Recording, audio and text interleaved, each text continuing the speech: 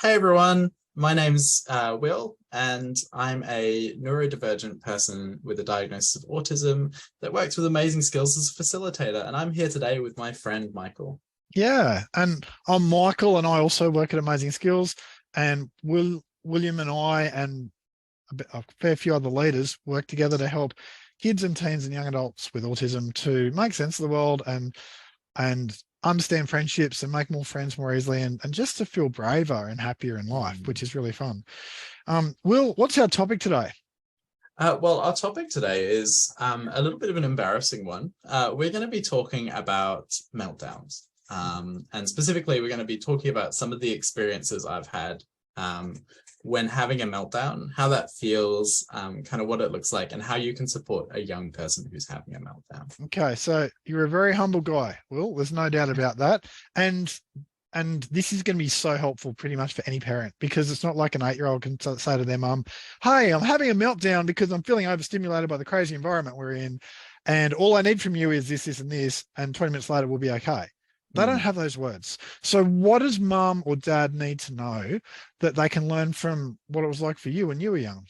Yeah, no worries. Well, look, I think the first thing to keep in mind is if your young person's having a meltdown, they're probably going to feel pretty embarrassed about it afterwards. It's never a thing that you want to be doing. Quite oftentimes it's out of your control.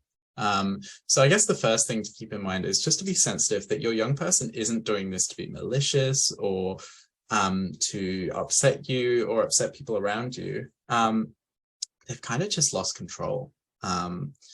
Thinking back, whenever I had a meltdown as a young person, it's your brain kind of just shuts down. I don't know if have you ever had an experience like that, Michael?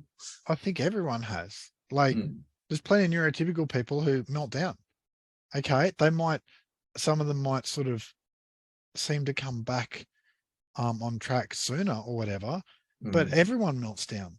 The difference is, I guess, as someone with autism, you're going to melt down triggered by different things, and then you're going to have a different process for how you come back into that spot where you're feeling okay again.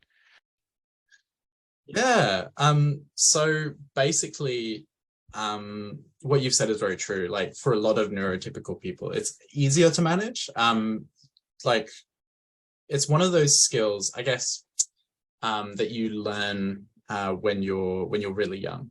And then as you get older, it becomes easier to control for most neurotypical people. Unfortunately, what happens for a lot of people with autism, and something that I've experienced, is a bit surreal because since being a young person, I've done a lot of study into what makes people have meltdowns and how to deal with it when you have a meltdown. So I've kind of had this weird experience of going through meltdowns and now understanding why I was going through those meltdowns. Wow, that's Yeah. amazing. Okay, so say you're 8 or 9 years old, you're at school, you're melting down, or like say you're walking into school, you're holding your mum's hand, you're Yeah. melting down. What sort of things are causing that meltdown, and what could mum potentially be doing to help you handle that situation? Yeah. Well, I mean, I don't think I ever melted down at school, but I had this, I distinctly remember a number of times because my mum used to sign me up for lots of things and I didn't want to go. Yeah. And if I really didn't want to go, we would get to the door and I would burst into tears and sit down on the ground and not want to go inside. Yeah. And so the question was, what's going through your mind in that moment, right? Yeah. Like, Oh, what's happening there? Like, this little guy, say 9-year-old Will, he is so adamant he doesn't want to go that he's willing, like, to feel socially like outcast of people looking at him to not have to walk through that door. What's happening there, Will? Well, the answer is actually kind of the opposite of what you'd expect. I'm not really willing to do that. It's just happening. So something really big to keep in mind is when you're at that point of having a meltdown, you've kind of escalated to the point now where like your brain stops working and your panic brain takes over. So your rational brain of, oh, I should not melt down in a public place like this kind of shuts down. That self-control, that oh, like there's people here, I want to get to know them. it all shuts down, and you kind of just, the only thought is, I don't want to be here. I don't want to be here. I don't want to be here. And you kind of have this moment of, I guess, where the dam breaks, where there's all this pressure building. You've tried really hard to say, I don't want to be here. And then suddenly it bursts. Yep. Now, that's not always reasonable. Sometimes I actually should have been going to those things. Great example is my mum used to sign me up for martial arts. And every now and then I just decided I didn't want to go. But she'd make me go because she knew if I didn't, that, you know, I would drop it, and you know, she'd already paid for the semester and that kind of stuff. Yeah. So that was one of the things that she would kind of force me to do. It was a good thing in the end, because now I really like martial arts, and I still use a lot of the things I learned. I did not know that about you. Oh, cool. Yeah. That's so cool. All right. This is Will. He does martial arts. Awesome. You got to tell our young people that when we're doing sessions. Some of them do martial arts. They'll be like, oh, I'm just like Will. Okay. So what you're saying is, you look back, you're like, okay, what mum did was helpful. But you're also saying, look, when you were sitting there, your only thought was, I don't want to go. And you weren't really in the mindset to be reasoned with. And a lot of parents will try and reason with their kids, although when they're in the early days of an autism diagnosis or something, they'll be like, oh, I have to win this battle with my son, because otherwise I'm teaching him that, you know, the wrong thing, you know, like he needs to know that he doesn't get to make these calls. It's like, look, what does a mum need to know or a dad need to know at that moment? Yeah. The big thing is, like, I mean, the short and sweet of it is that your child isn't going to have that rational sense of, no, I need to listen to mum, or no, I need to listen to dad, because their brain's not in that place at the moment. Their brain is in, like, I have a need that needs to be met, and my need is to not be around these scary new people. So kind of what I would suggest in that situation, like you said, they're not in a place to be reasoned with right now. Kind of sometimes what they need is space. They need to be taken to a quiet room, let them settle down a bit before they go in. Even if they're a little bit late to the session, that's okay. Especially if the facilitator knows that your young person has a diagnosis. Give them a quiet space just to sit down, calm down. Once they've de-escalated a bit. So when I say de-escalated, what I mean is, like, when they go from that phase of like being really, really angry to kind of being a little bit more calm, then that's the perfect time to sit down with them and say, hey, remember how last time you came here, you really, really enjoyed it and you made that new friend? You know, maybe give it a go this time, because you might have the same experience. So encouragement, not discipline. This isn't a discipline moment. Discipline's not going to solve this, you know, and also it's like, this is where as a mum or dad, we have to be strong and realize, I don't care that there's 7 other mums and dads looking at me thinking I'm a rubbish parent. Okay. It's not about them. I don't need their approval. I never did. Here's what my son needs. He needs me to be calm. He needs me to not melt down. He needs me to just go easy with him on this. He'll get in there. It might take us an extra 15 minutes, but we'll get in there. But it's like, we can't relate to 9-year-old Will like his neurotypical Will. This is neurodivergent Will. We got to relate to him like his neurodivergent Will, and the world won't understand. It doesn't matter. But let's help him get in there. So what else can mum be saying or doing there to help you get through that door? You know, Michael, I really love what you said about encouragement. And I think that's a really key thing, is the investment you put in over time will also help your young person. So that little bit of encouragement at the start, get them to go. And then afterwards, you know, like, treat them to Macca's or something. Say, I'm really, really proud that you got into that session and stayed the whole time. Because that's good. Because otherwise he leaves with the narrative in his head of, things were terrible there at the start. Like, oh, it was so hard. I failed, as opposed to, mum took me to Macca's. I succeeded. I got through the door. Yeah, it's a victory.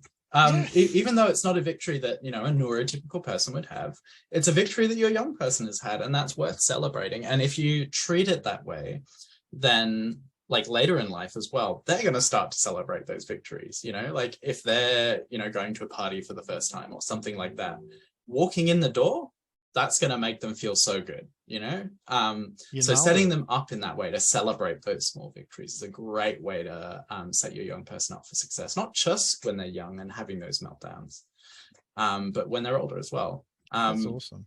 So something I found that really helped me when I was having meltdowns. So going back to that karate incident, Yeah. when I walked in the door, I was feeling really, really upset.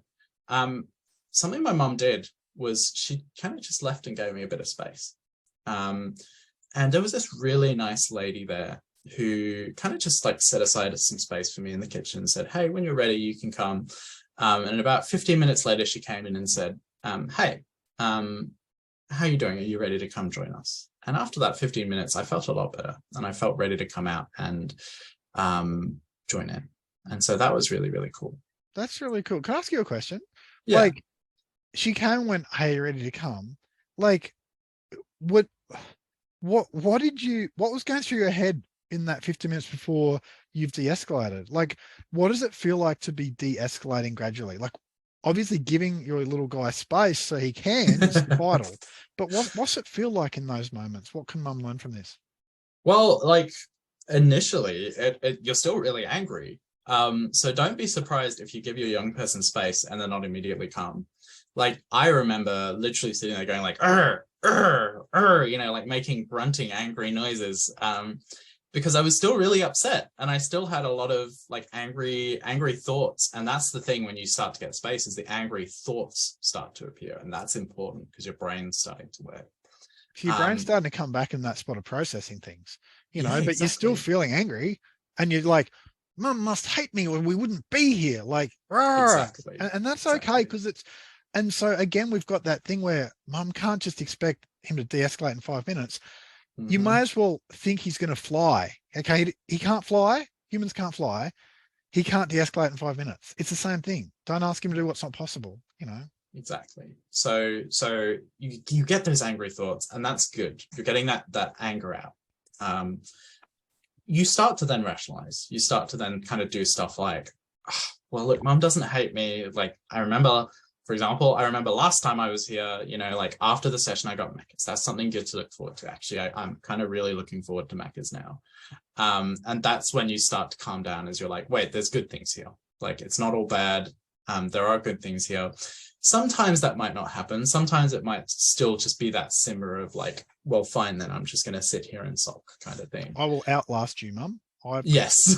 Sometimes it goes to there. Sometimes it's not always that positive thing. And that's okay, right? There may be some times at karate where he doesn't get in the door. Yes. But we'll turn up next week and have another crack. Yeah, totally.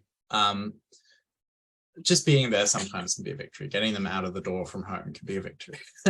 Yeah.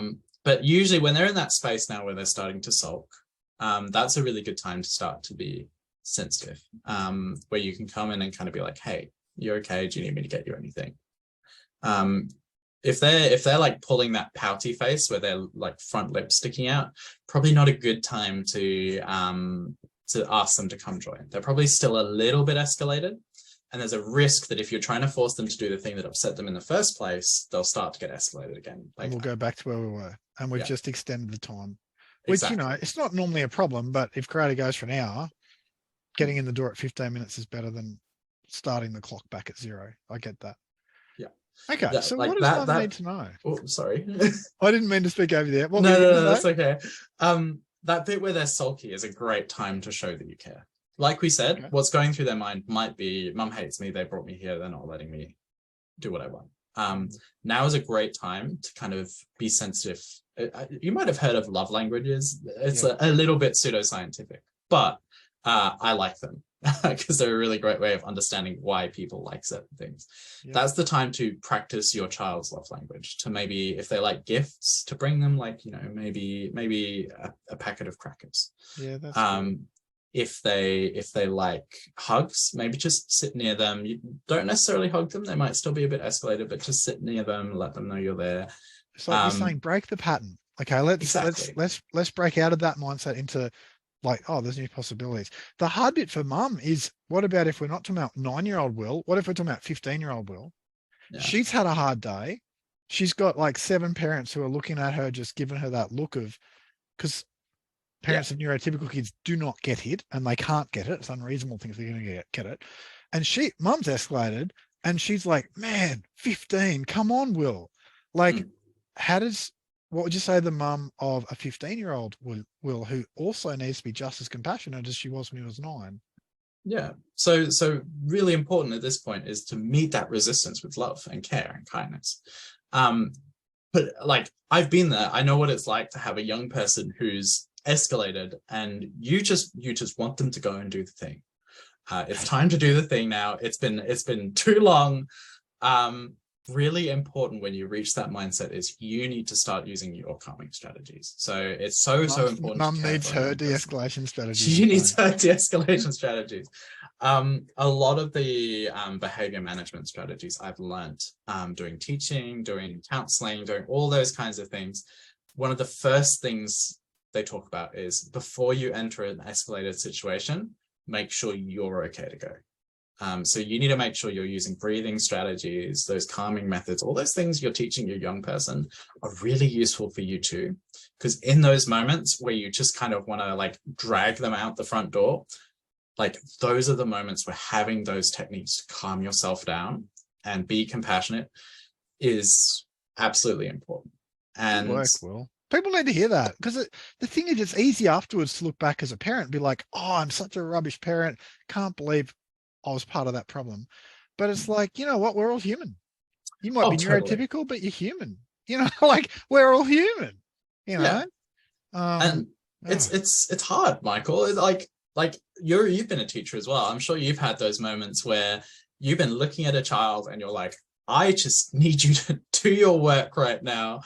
And you're escalated, you're angry, but you have that moment of, right, I'm an adult, I need to be the bigger person here. And you kind of have that brain switch. It's just human. It's human to be like, come on, 15-year-old Will, we've done this before. We succeeded last week. What is going on? We've got this. But it's like, no matter how rational mum's feeling, Will's in that spot where he needs that time.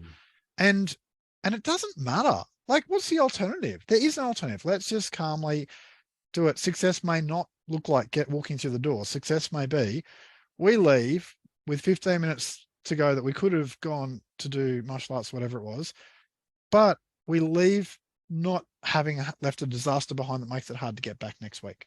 Yeah, okay, like absolutely. That's still a win. Okay, so if everything you're saying is helpful for mum or dad tonight, clearly, it's like, can you tell us the end of the story? Oh, so the end of the story? At the end of like this particular karate meltdown, like mums or dads need to know that things can turn around too. So how did this particular one work out for you? Well, like I said, in the end, the lady came and she said, hey, you're ready to come back.